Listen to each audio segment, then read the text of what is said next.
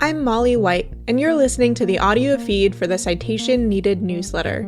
You can see the text version of the newsletter online at citationneeded.news. Issue 106, a tremendous birthday present. The crypto industry spent the spring buying primaries, an octagon at the White House, and, they hope, a market structure bill by the 4th of July. This issue was originally published on June 18, 2026.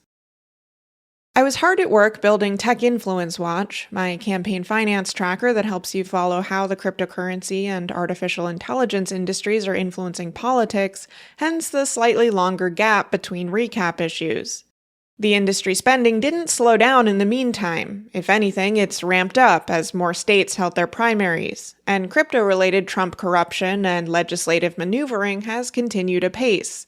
That means there's lots to cover, so let's get right into it. Trump business interests. The artist formerly known as Alt-5 Sigma. I helped Reuters with a recent report that concluded that, unlike their investors, quote, the Trump family always wins in its crypto business deals. While the Trump family has profited $2.3 billion from their crypto ventures, according to Reuters estimates, investors have lost a conspicuously similar $2.3 billion. I saw a lot of reactions to the piece to the effect that investors didn't lose money, they were merely paying for pardons or other benefits. But I think Reuters did a great job of highlighting the everyday people who've been suckered by the Trump's various crypto schemes, who genuinely believed they would make money if they bought the Trump meme coin or shares in the family's crypto-linked businesses. Quote, when a stock has presidential backing in a way, at least from his sons, you would think it would go up, explained one buyer of shares in Alt-5 Sigma. Alt-5 Sigma is a Trump-linked treasury company that holds a significant quantity of WLFI tokens issued by the Trump family's World Liberty Financial. He's a machinist who's lost $32,700, 79% of his initial investment, not someone pursuing a pardon or regulatory relief. And although that machinist expresses hope that his investment might recover, he may well be in for an even worse outcome. Alt-5 Sigma, which recently renamed itself to AI Financial, has reported in its most recent quarterly SEC filing that it is continuing to lose money, raising, quote, substantial doubt about the company's ability to continue as a going concern within 1 year. The company tries to soften this news with the claim that it has a, quote, significant financial resource in the 7.3 billion WLFI tokens held in its treasury, but also acknowledges, quote, significant market price risk if it were to sell them. The filing reports these tokens have a fair value of $703.4 million, a figure the company derives in its own words from, quote, quoted unadjusted prices. That is, the number of tokens times the market price, with no discount for the position's size and illiquidity. That so-called value was stale almost immediately.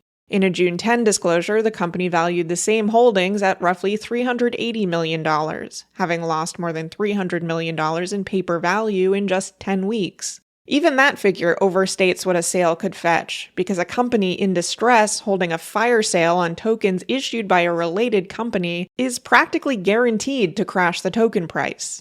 And furthermore, the firm acknowledges that all tokens are locked until at least late August, with some subject to extra conditions on sale. The company has since tried to take the warning back, declaring the going concern doubt, quote, substantially mitigated, pointing again to their billions of WLFI tokens and arguing it could tap into their supposed value by borrowing against, staking, or lending them.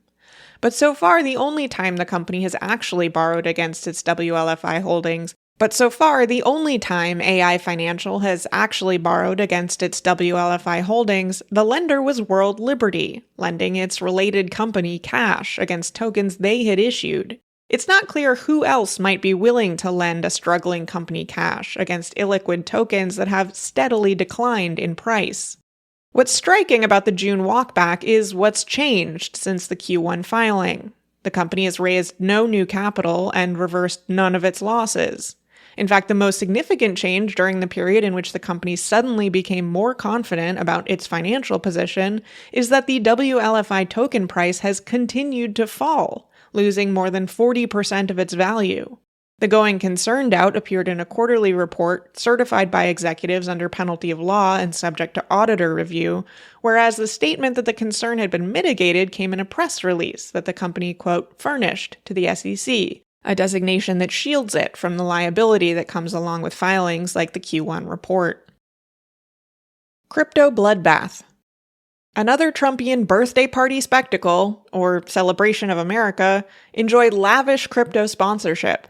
After Coinbase plastered its logo all over the June 2025 military parade, this year's birthday event featured an octagon emblazoned with logos for Crypto.com, Polymarket, Exodus Wallet, and the Kraken-owned NinjaTrader platform. Several of these sponsors also hosted various events related to the fight. Crypto.com paid out the fight bonuses in its CRO crypto token. The Trump family's own World Liberty Financial earned some free marketing from Dana White when he announced they would be a, quote, presenting sponsor of the event and would be providing an additional $250,000 bonus to winners of Fight of the Night, denominated in their USD1 stablecoin. The president throwing a for-profit UFC event on the lawn of the White House was dubious enough, but using it to then promote his family's crypto projects, from which he personally substantially profits, is brazen even for Trump. In elections and political influence. Cryptocurrency and artificial intelligence industry super PACs have surpassed $100 million in nationwide spending, driven largely by a recent flurry of spending in New York House races ahead of the June 23rd primaries. They still have more than $200 million sitting in reserve for the remaining primaries and for the general elections later this year. The spending comes despite, or perhaps because of, broad voter skepticism towards both industries. A plurality of voters recently polled by Politico believe that investing in crypto isn't worth the risk, and that the risks of artificial intelligence outweigh its benefits. However, the industries are betting that exorbitant campaign spending can shift public sentiment toward industry-friendly candidates before voters catch on. The industry-funded PAC's ads rarely mention AI or crypto, and although ads must disclose who paid for them, benign names like Defend American Jobs and Think Big mask the purpose of the PACs. So far, they are mostly succeeding in flying under the radar. Politico's poll found that a 29% plurality of Americans incorrectly identify oil and gas groups as the highest spenders in the midterms, not crypto or AI. And crypto lobbyists have been very explicit about their goals. At a May crypto conference, Fellowship PAC leader and Tether executive Jesse Spiro attributed pro-crypto legislative and regulatory changes under Trump to crypto PAC spending. An executive from the Solana Policy Institute Dark Money Group explained that the spending needs to continue. Quote, "You can make the down payment on a house, but you've got to keep paying the mortgage," he said, expressing the perhaps not unreasonable belief that Congress is something that can be bought like a house. AI proxy war in New York. New York's District 12 has become a major battleground in an AI industry civil war. The target is Alex Boris, a Democratic state assembly member and former tech worker who has made AI regulation a part of his platform and who co-sponsored the RAISE Act, an AI regulation bill that was signed into law in New York last year. Early in the race, he didn't enjoy as much name recognition as some of his opponents: Michael Lasher, a former aide to the retiring incumbent, Jack Schlossberg of the Kennedy political dynasty, and prominent Trump critic George Conway. But two rival AI industry super PACs have turned his race into their proxy battle, elevating Boris's profile in the process. On one side is the OpenAI and Andreessen Horowitz-backed Leading the Future network, which has spent $8.15 million to oppose Boris. On the other, the Anthropic-backed Public First network has spent almost $9 million supporting him. Crypto executive Chris Larson has also funded his own super PAC to support candidates who advocate for AI regulation, called You Can Push Back, and it has added another $1.9 million in support for Boris. Altogether, the AI-focused PACs have spent $19 million and counting on Boris alone. Each side claims the other started it. Quote, "We knew from day one that Anthropic, its investors, and the dark money groups they fund would spend millions to send Alex Boris to Congress, and that is exactly what they have done," claimed Josh Vlasto, an operative running the Leading the Future network. Public First presents its entire existence as a response to leading the future, describing itself as a, quote, counterforce against those who aim to buy their way out of sensible rulemaking. For leading the future, it's a risky gambit, modeled on the tactics of the crypto PACs with which it shares both funders and operatives. If they can defeat one pro-regulation candidate in a crowded primary, they can wield the high-profile victory as a threat against others who might consider adopting AI regulation as a platform pillar, much as crypto PACs made a few high-profile examples in early 2024 primaries that they then held over the heads of candidates in other races and incumbents planning to run for re-election. But if the AI industry opposition raises Boris's profile too much and he wins his primary, the whole thing could backfire spectacularly. Crypto spends in the South. The pro-crypto Fairshake network scored a big win when Democrat Christian Menefee defeated vehement crypto and Trump critic Al Green in the May 26 Democratic primary runoff for Texas District 18. Both candidates were incumbents, now forced to challenge each other thanks to redistricting. The Fairshake network's $6.5 million in support for Menefee eclipsed all other spending in that race. The network had also claimed a, quote, 6-0 sweep in the May 19th primaries across Alabama, Kentucky, and Georgia, although this was something of a characteristic Fairshake overstatement. In Alabama's Republican Senate primary, the network's record-breaking $12.2 million for Barry Moore, the most any crypto or AI-focused network has spent on a single candidate thus far, couldn't secure an outright win. Moore fell short of 50% support and faced a runoff, though he did eventually win on June 16th.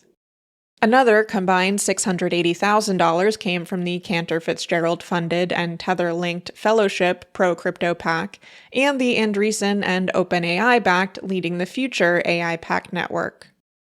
In the Kentucky Senate primary, the Fairshake network's $7.2 million to back Republican Andy Barr likely had less to do with his victory than President Trump's intervention. With promises of an ambassador nomination, Trump successfully helped to clear the field when he pressured Barr's toughest opponent, Nate Morris, to drop out and endorse Barr. Barr, who currently sits on the House Financial Services Committee and chairs its subcommittee on financial institutions and monetary policy, has been a valuable ally to the cryptocurrency industry. Fairshake supported 4 Georgia House candidates with varying levels of investment. $4.2 million for Democrat Jasmine Clark in District 13, $709,000 for Republican Houston Gaines in District 10, $455,000 for Republican Clayton Fuller in District 14, and $431,000 for Republican James Kingston in District 1.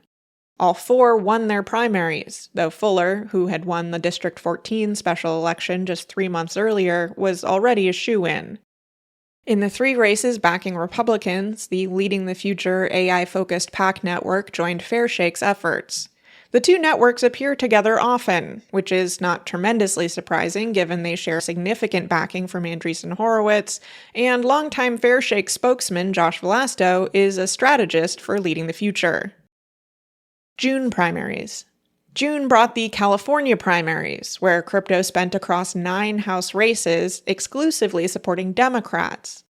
Abundant Future, another Chris Larson-backed PAC, spent $888,000 to oppose socialist-leaning Shoykut Chakrabarty in District 11, and he was defeated in the nonpartisan primary by the more establishment Democrats Scott Wiener and Connie Chan. In South Carolina, Fellowship PAC supported incumbent Republican Senator Lindsey Graham, and Fairshake supported incumbent Republican William Timmons in District 14, both defeated their primary challengers. In Oklahoma, just over $2 million, roughly split between crypto and AI PACs, backed Kevin Hern in the Senate race to fill the seat vacated by Markwayne Mullin. Hern likely didn't need the boost, handily winning the primary, but his authorship of the industry-friendly Clarity Act and other pro-crypto moves while in the House was nevertheless warmly rewarded by the industry. In Congress, the Clarity Act cryptocurrency market structure bill failed to pass by its predicted September 2025 deadline, and its end of 2025 deadline, and its April 2026 deadline.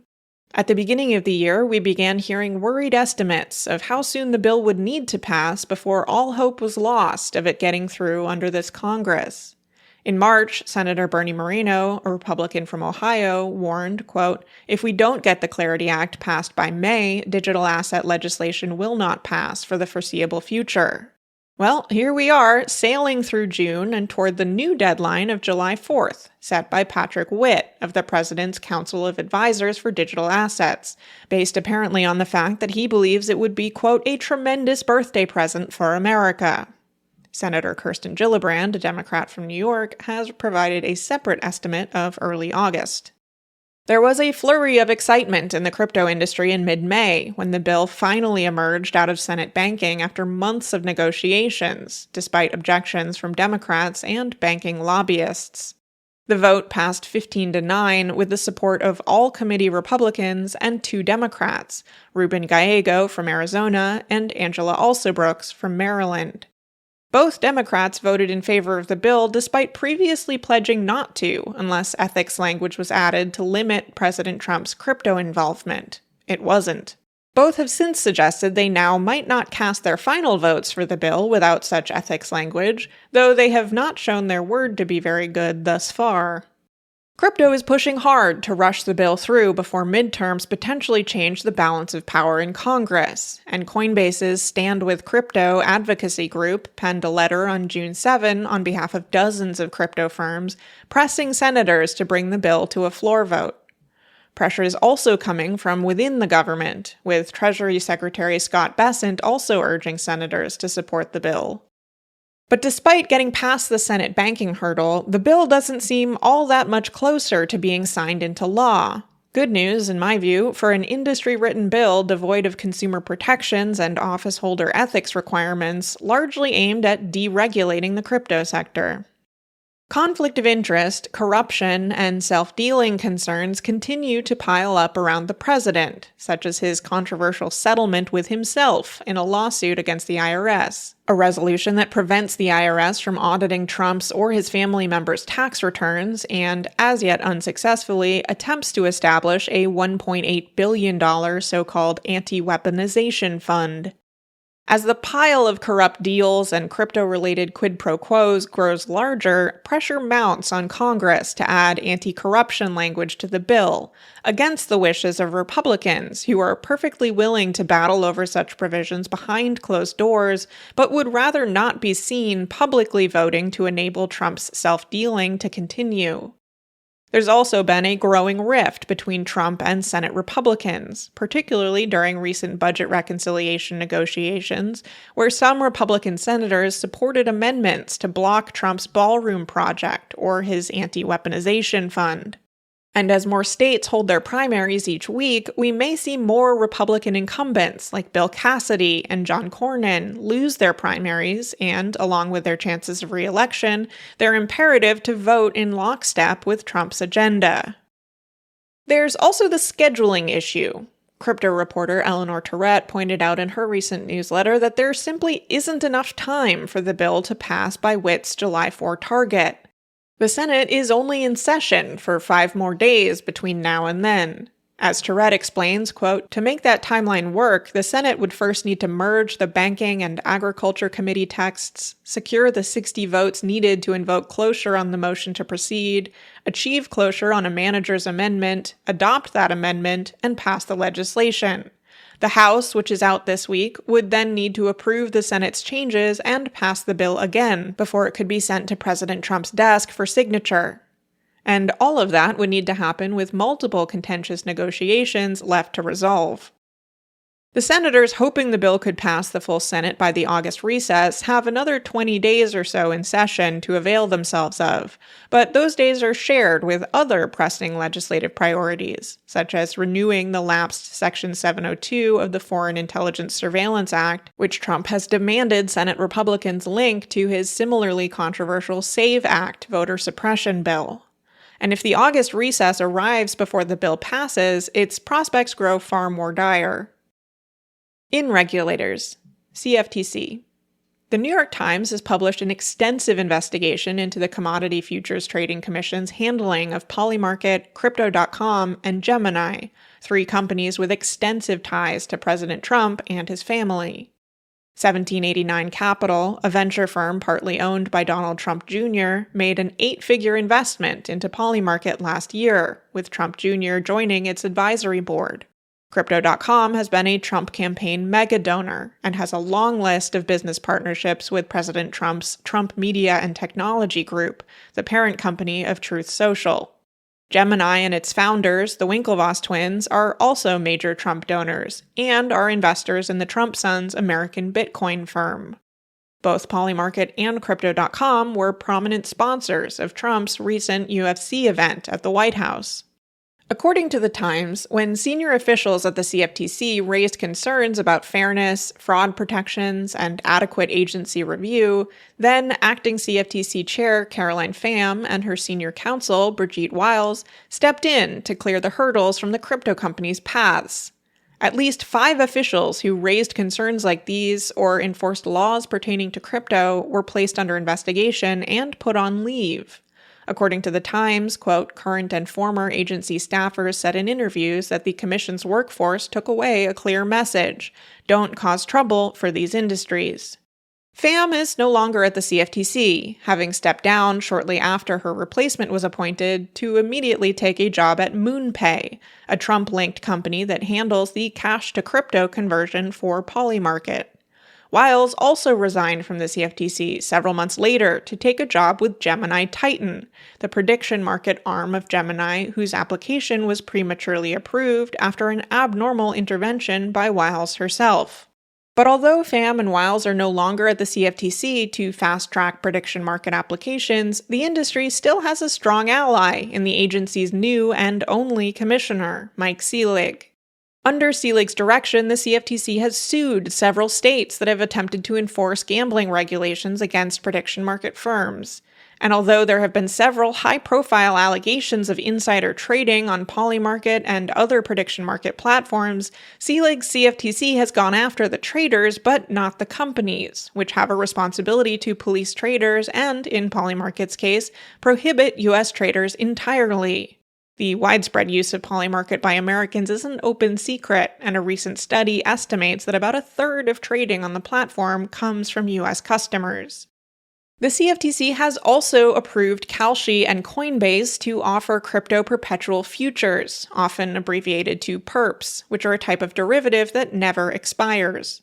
A standard futures contract is a bet on what an asset will be worth on a specific date. A perp removes that deadline, allowing traders to bet on a token's price indefinitely without ever owning the token itself. This is an invention largely limited to crypto, which has no dividends or economic fundamentals to anchor its value the way a stock or a bond does. The biggest draw, however, is leverage. Perps are typically traded with borrowed money at ratios that offshore venues have pushed as high as several hundred times a trader's actual stake, which means a small fluctuation in the wrong direction can wipe out the position entirely. The combination of indefinite duration, high leverage, and no underlying asset is largely why U.S. regulators deemed the instruments too risky for retail traders up until now. The approval followed a social media post from President Trump that claimed that regulators under previous administrations had, quote, nearly destroyed the American crypto industry by prohibiting crypto perps trading. The approvals quickly met pushback from traditional finance. Terry Duffy, the outgoing CEO of the CME Group futures trading giant, announced that his firm will be suing the CFTC over the approval. At a recent conference, Duffy expressed, quote, grave concerns with the instrument, describing perps as, quote, a disaster waiting to happen, and comparing them to the expansion of speculative housing-related instruments that preceded the 2008 financial crisis. He also said he had concerns about making such contracts available to retail traders. Quote, I don't like to see people that don't understand products to potentially get blown out of a contract they shouldn't be in the first place. SEC. After issuing guidance in January that boiled down to a stock doesn't magically stop being a security just because you put it on the blockchain, the SEC looks like it may be about to reverse course on that stance, delivering a massive win to the crypto industry and potentially massive losses to retail investors. The industry has already been testing such offerings, mostly overseas, recently resulting in a multi-platform snafu where traders who participated in pre-sales of tokenized SpaceX stock ended up empty-handed. But now the SEC appears to be on the cusp of allowing crypto firms to sell tokenized stocks to U.S. buyers through an innovation exemption. That would mean firms would not need to comply with all the usual SEC disclosures and investor protection rules. Several massive crypto firms, including Coinbase, Robinhood, and Kraken, are eager to sell such assets to U.S. retail customers. In crime, the Second Circuit of Appeals has upheld Sam Bankman-Fried's conviction and 25-year sentence, as I covered in more detail in a noted post last week. This leaves a presidential pardon as one of Bankman-Fried's only realistic paths to freedom, and with little social, political, or financial capital left available to him, his chances of that seem limited as well. Still, two of the Senate's top crypto industry advocates, Cynthia Lummis, the Republican from Wyoming, and Ruben Gallego, the Democrat from Arizona, seem concerned enough that it could be a possibility that they've introduced a resolution to, quote, express the sense of the Senate that under no circumstances should Samuel Bankman-Fried receive executive clemency, including a pardon or commutation. Should it pass, it would not be binding on the president. Another former FTX executive also faced some disappointment in court this month. Judge George Daniels, the federal judge overseeing a campaign finance case against Michelle Bond, wife of jailed FTX executive Ryan Salem, declined to dismiss the case after over a year of arguments that prosecutors had promised to drop their case against her if Salem entered a guilty plea in his criminal trial related to FTX. Salem indeed pleaded guilty in September 2023 and is serving a 7-year sentence. Daniels concluded that the evidence, quote, undisputably indicates that the government did not promise to not prosecute Bond in exchange for Salem's guilty plea, and that, quote, no reasonable party would believe that Salem's guilty plea guaranteed immunity from prosecution for Bond. Bond is facing allegations that she entered into a, quote, sham consulting agreement with FTX for which she was paid $400,000, which she then used to illegally finance her unsuccessful 2022 New York congressional campaign. Another convicted crypto fraudster, Celsius founder Alex Mashinsky, has filed a pro se motion to vacate his 12-year prison sentence. His argument rests on the claim that he received ineffective counsel from Mukasey and Young, who he says prioritized a fast resolution to the case because they were under financial stress. He also claims that, quote, counsel's financial desperation is most evident by his unethical and secret effort to secure a conflicting client, FTX's Sam Bankman-Fried, without informing Mashinsky. But a Curcio hearing was held in February 2024 at the request of the prosecution, and Mashinsky confirmed he was aware of the potential conflict and waived it. Outside the U.S., Reform UK leader Nigel Farage, under scrutiny for accepting millions of pounds in campaign contributions from Tether-linked crypto billionaire Christopher Harborne, appears to be hoping to shift the focus of the controversy. He's claimed without evidence that The Guardian's reporting on Harborne's £5 million gift to Farage in 2024, shortly before Farage reversed his decision not to run for office, was based on a Russian hack and leak operation. Farage is not believed to have reported his claims that his phone and bank accounts were hacked to the police, although opposition parties have called for him to provide evidence of a hack to the UK authorities. The Labour Party subsequently sent a letter to national police and intelligence authorities stating, quote, if Reform UK have not reported this to you, please treat this letter as a formal report of what appears, on the basis of media reports, to be an allegation of a serious crime. Kieran Martin, former head of the UK intelligence agency's National Cybersecurity Centre, told The Guardian, quote, an aspiring prime minister has essentially claimed that Russia has launched an unprecedentedly aggressive intervention, a malicious intervention, in British politics, and he's not produced a shred of evidence to support that claim. It is a very, very serious thing to allege. It would be a national security issue. If it is true, the government should be in emergency session in COBR right now, considering their response to the most serious Russian intervention in internal British affairs for years. Martin added that, based on Farage's public statements, quote, "This is an entirely unsubstantiated claim and one without any merit." The Web3 is going just great recap. There were 16 entries between May 8 and June 18th. $79.42 million was added to the grift counter. Aztec Connect was hacked for a second time in less than a week. Pudgy Penguins shut down their Pudgy Party NFT game after losing millions in less than 10 months. The deprecated project Aztec Connect was exploited for $2.1 million. Radium users lost $1.34 million after a legacy smart contract was exploited. The Humanity Protocol lost $36 million to an employee laptop compromise. A thief stole the remaining 7,200 unsold The Kiss NFTs in a digital museum heist. The Gravity Bridge was drained of $5.4 million. DX sale was exploited for $7.3 million. The Squid Router module, unrelated to Squid Router, was exploited for $3.2 million. Polymarket lost $700,000 to a private key compromise. Rito Swap users lost $2.7 million to a Havino vulnerability. The largest North American Bitcoin ATM operator, Bitcoin Depot, filed for bankruptcy. Virus Bridge was hacked for $11.6 million, although $8.5 million of it was returned. Thorchain was exploited for $10.8 million, Transit Finance was hacked for $1.88 million, and Tac Bridge was exploited for $2.8 million. Worth a read. As a part of their Coin Laundry investigative series, ICIJ journalist Spencer Woodman outlines how the move to issue modified banking licenses to crypto firms minimizes federal oversight and reduces the ability for state regulators to handle consumer complaints. State authorities have largely been on the forefront of consumer protection in the crypto sector, as federal regulators abdicate their responsibility. That article is titled "Trump Administration Curbs State Oversight of Crypto Industry," and it was published by the International Consortium of Investigative Journalists. I've covered in past issues of this newsletter how the CFTC and Justice Department are going to bat for prediction markets against state regulators seeking to enforce gambling laws. The CFTC intervened in the Crypto.com versus Nevada case and has subsequently sued multiple states who have either tried to enforce gambling laws against these platforms or look likely to.